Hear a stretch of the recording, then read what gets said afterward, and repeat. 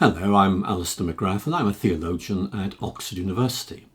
Now, as you may know, I used to be an atheist and I discovered Christianity when I was a student at Oxford University many years ago. And I can remember very well how one of the things that put me off Christianity was its creeds. They just seemed so dull and pointless. They just seemed to be lists of items that sucked the joy out of life. What sort of faith was that, I wondered? And you can see what I mean, because those lists of beliefs we find in the creeds, they're terribly impersonal, they seem so uninteresting, and you regularly find yourself asking, what on earth do they have to do with Jesus walking on the shores of Lake Galilee and talking to people about the things that really mattered in life? What on earth do the creeds have to say about the human quest for significance and meaning? Well, not very much, it seemed to me. They just seemed pointless. And then something happened. You see, I began to realize I had failed to grasp what the creeds were there for. I hadn't understood their role or their purpose. Christianity isn't a list of beliefs. It's about stepping into a grand vision of life in all of its fullness, which draws us in. It transforms us, and it gives us a new way of seeing ourselves and the world and living this out.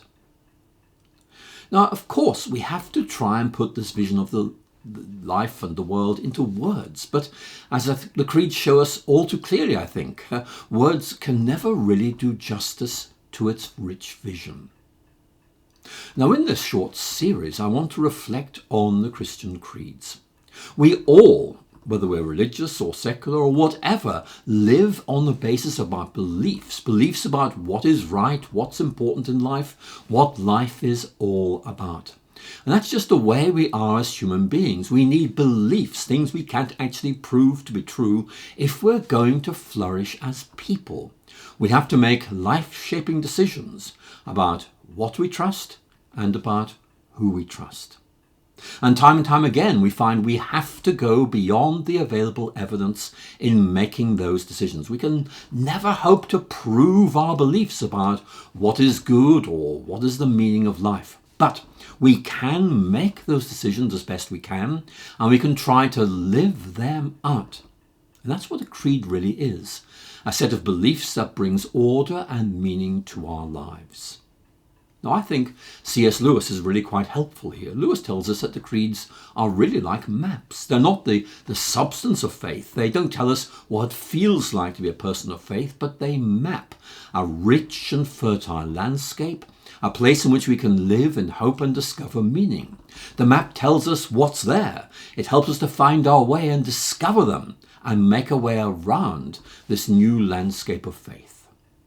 Let me invite you to imagine a beautiful landscape, perhaps like this one, with rivers, mountains, woods, and cities.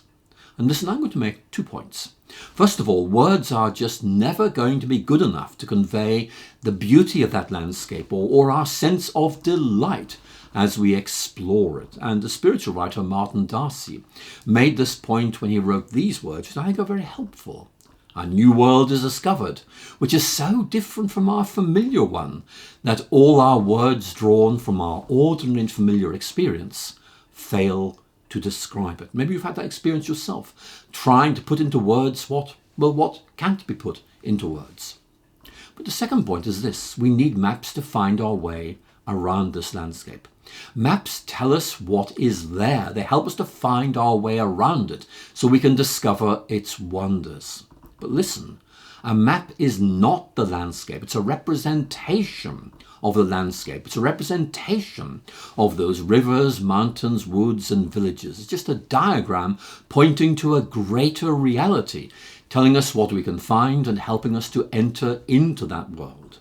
Now, I could show you a street map of the city of Oxford, but that's never going to convey the beauty of the city and its history, or tell you what it feels like to study and work at Oxford University, as I have done. Now, that's what creeds do. They set an agenda for discovery and exploration. They tell us what's there and remind us how much more we have to discover. Creeds are like windows through which we can see a deeper vision of reality, and they invite us to go through them and discover what lies beyond them. Now, the windows themselves actually aren't all that interesting in themselves. But you see, they aren't meant to be interesting. They're there to enable us to see what lies through them and beyond them. They enable us to see the beauty that lies beyond the window. And what matters is that we can step through these windows and enter into this landscape of faith. Now, I think we need to talk a little bit more about that word faith. I've used it a lot. I've used the word belief as well, and the creeds tell us that Christians believe in God. So what do we mean when we talk about believing? Well, I hope you'll join me again very soon, and we'll explore that really interesting question together. So thank you so much for listening. I look forward to speaking to you again very soon.